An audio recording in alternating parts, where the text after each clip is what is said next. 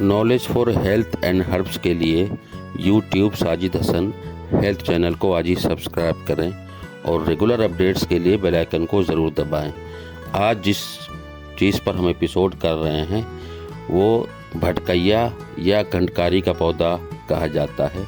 और जैसा कि आप वीडियो में देख रहे हैं, जी हाँ, इसके तो कई प्रजाति होती है और मुख्य रूप से ये 2-3 ही होती है, पीले फूल वाली, नीले फूल वाली।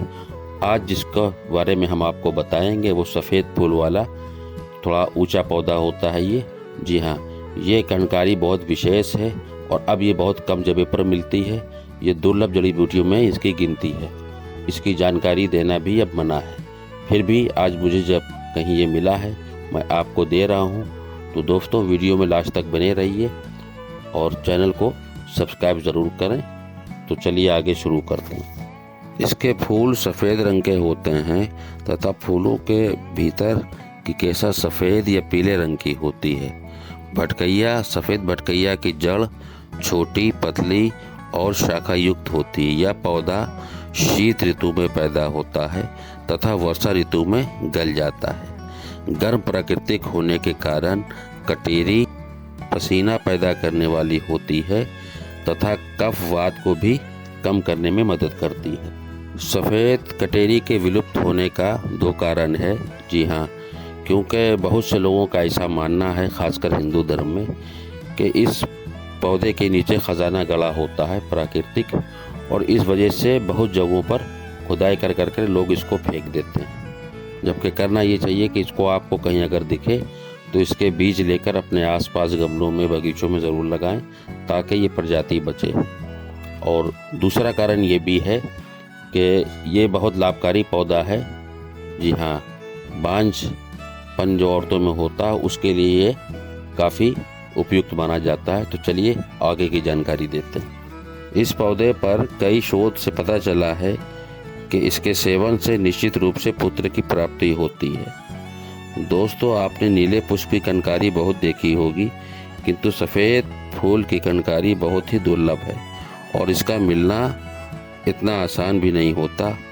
जी हाँ दोस्तों, जिन महिलाओं के गर्भ गिर जाता है या जिन औरतों के बच्चे को जन्म देते ही बच्चे की मृत्यु हो जाती है, इस तरह की महिलाओं को सफ़ेद घंटकारी की जड़ और छोटी पेपर भैंस के दूध में मिलाकर खिलाने से स्वस्थ बच्चे का जन्म होता है।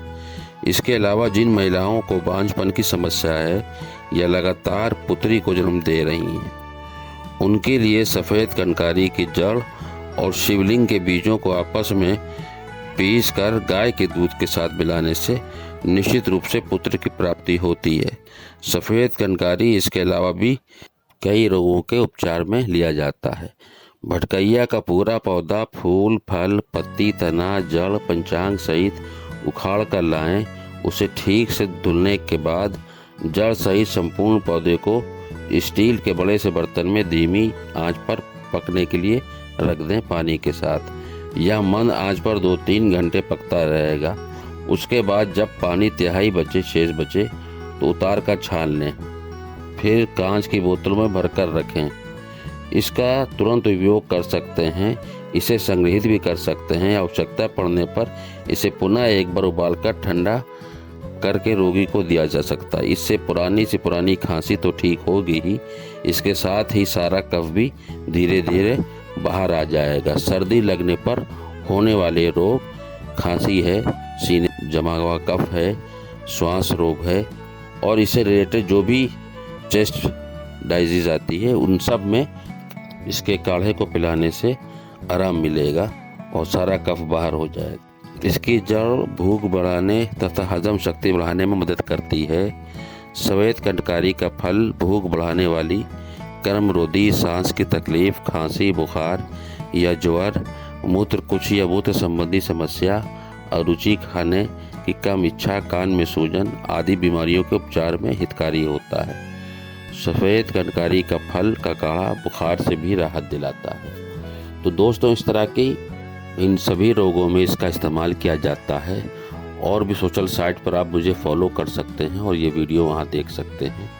तो अपने कमेंट ज़रूर करें और हेल्दी लाइफ स्टाइल के लिए YouTube Sajid Hasan health channel को आज ही सब्सक्राइब करें। वीडियो देखने के लिए शुक्रिया। अल्लाह हाफिज़।